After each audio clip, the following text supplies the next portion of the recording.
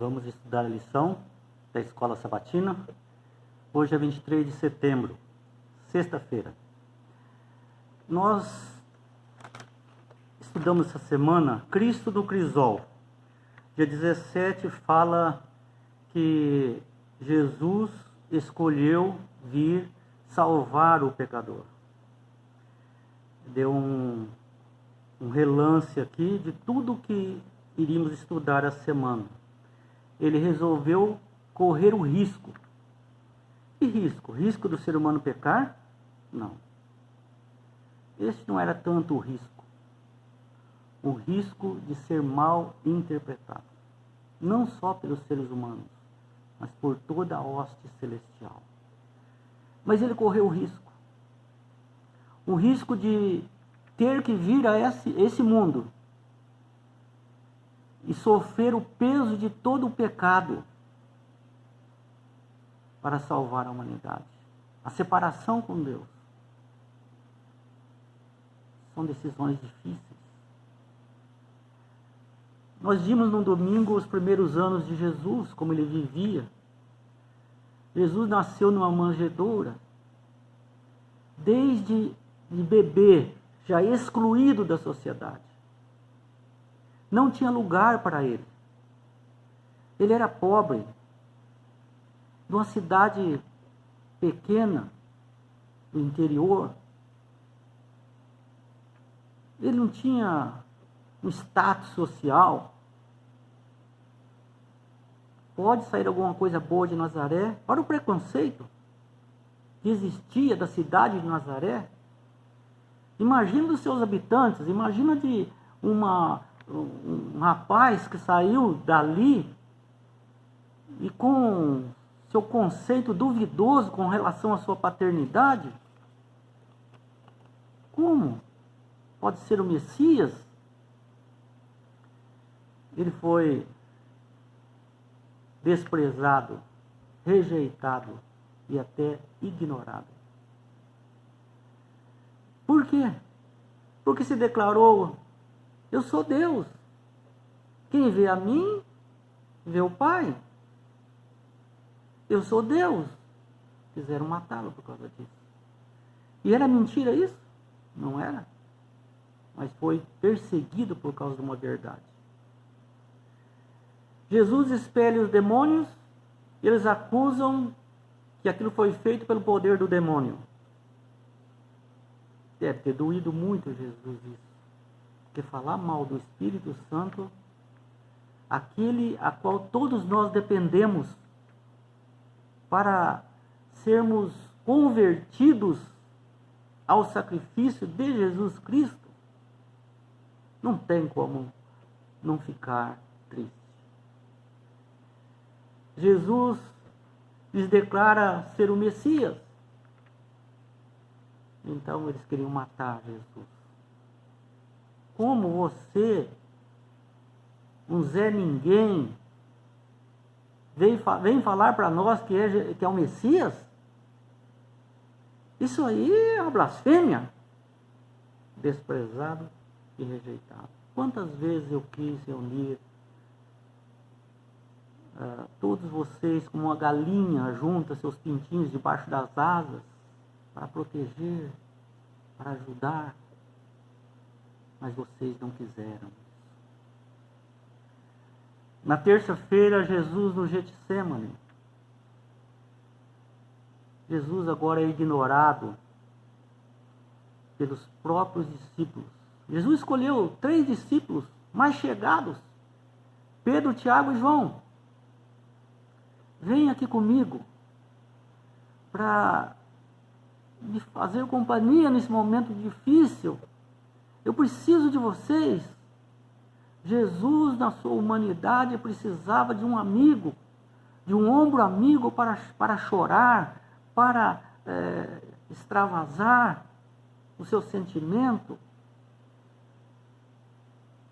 Fique aqui comigo, eu vou orar ali, alguns passos daqui. Fique aqui, ore também comigo. Eu vou me sentir bem vendo vocês orar comigo. Mas eles dormiram. Eles não estavam assim, ligados naquilo que Jesus estava acontecendo com Jesus ali. E Jesus começou a se sentir tomado de pavor e de angústia. A minha alma está profundamente triste até a morte. Ele diz. Foram os momentos terríveis que Jesus passou ali. Ele ia enfrentar a cruz. Ia enfrentar a separação do Pai. E o profeta Zacarias já tinha falado: desperta, ó espada, contra o meu pastor e contra o homem que é o meu companheiro, diz o Senhor dos Exércitos. O Pai lamentando a dor do filho e sofrendo a mesma dor. Na quarta-feira, o Deus crucificado. A crucificação era a morte de um maldito, de uma persona não grata, de um lixo da sociedade, de alguém que não merecia viver entre os habitantes da cidade, nem parte alguma. Era um animal na concepção deles. Então, para os piores assassinos, ladrões, homicidas, eles reservavam a morte de cruz, fora da cidade, no lixo da cidade.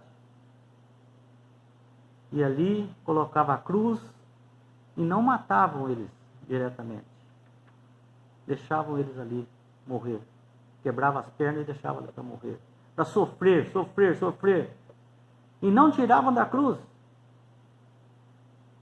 Porque os urubus e outras aves e os insetos iriam devorá-los. E aquilo era a mostra de quem dizia: esses são pessoas que não merecem viver entre nós. A cidade vai estar mais tranquila sem essas pessoas aqui. E entre as três cruzes, Jesus estava no meio. Quer dizer, o pior dos três, é esse que está no meio. E quando ele morreu, ficou provado que ele era o Filho de Deus. Não tinha como, a natureza chorou. Houve trevas, da meio-dia até as 3 da tarde. A terra escureceu. O véu do santuário se rasgou de cima a baixo. Os sacerdotes estavam ali e o véu rasgou de cima embaixo, não de baixo para cima, de cima para baixo. O véu ficou aparecendo ali o lugar santíssimo. Tremeu a terra, um grande terremoto aconteceu, fenderam-se as rochas e choveu naquela hora. Jesus, dando um grande grito, expirou. Acabaram suas dores. Ele morreu. Satanás certamente deu uma gargalhada dizendo: venci. Matei o Filho de Deus. Mas no domingo de manhã, ele teve que rever isso. Jesus ressuscita, porque ele não cometeu pecado algum. Pelo seu próprio poder. Eu dou a vida e restituo a vida quando eu quiser, ele diz. E na quinta-feira, o Deus sofredor e seus seguidores. Jesus foi o Deus sofredor, o homem sofredor. E nós, como seguidores de Jesus, somos seguidores sofredores. Qual o motivo? Os motivos mais injustos que foram acusados de Jesus. Jesus apenas veio dizer a verdade e viver a verdade. E se nós, como seus seguidores, seguirmos a verdade que está na Bíblia, não é seguir a igreja, seguir o irmão da igreja, seguir o pastor da igreja, seguir a orientação desse, daquele. Isso não tem sentido algum. para a salvação. Jesus, quando voltar, não vai dizer: que igreja você estava? Não. Ele vai perguntar se: filho, você foi fiel à minha palavra, à carta que eu deixei, a Bíblia? Então você pode entrar no céu. Então nós vamos sofrer. Enquanto estivermos aqui nesse mundo, vamos sofrer. Não se apavore com o sofrimento injusto. Precisamos ter a presença do Espírito Santo para sermos vencedores. Aqui Ellen White fala: viu que se os transgressores da lei fossem abandonados à mercê de si mesmos, teriam que perecer. Jesus viu o desamparo humano e também o poder do pecado. As aflições e o sofrimento do mundo condenado surgiram diante dele. Viu o futuro e tomou a decisão. Salvaria o ser humano, custasse o que custasse de sua parte. Aceitou seu batismo de sangue, para que, por meio dele, milhões de pessoas que estavam a perecer recebessem a vida eterna. Ele deixou as cortes celestiais, onde tudo é pureza, felicidade, glória, para salvar a única ovelha perdida. E não se desviou. E não se desviaria de sua missão. Sua oração agora manifestava apenas submissão. Se é possível, se não é possível passar de mim esse cálice sem que eu o beba, faça-se a tua vontade. A oração de Jesus para o Pai. Qual é o seu versículo bíblico predileto nas horas de provação, de tribulação? A minha é: não se turbe o vosso coração, não fique triste.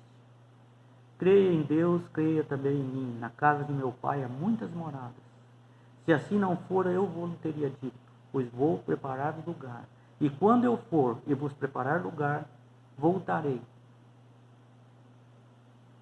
E o levarei para mim mesmo, para que onde eu estou estejais vós também. Que essa promessa se cumpra na minha vida e na sua. Bom sábado.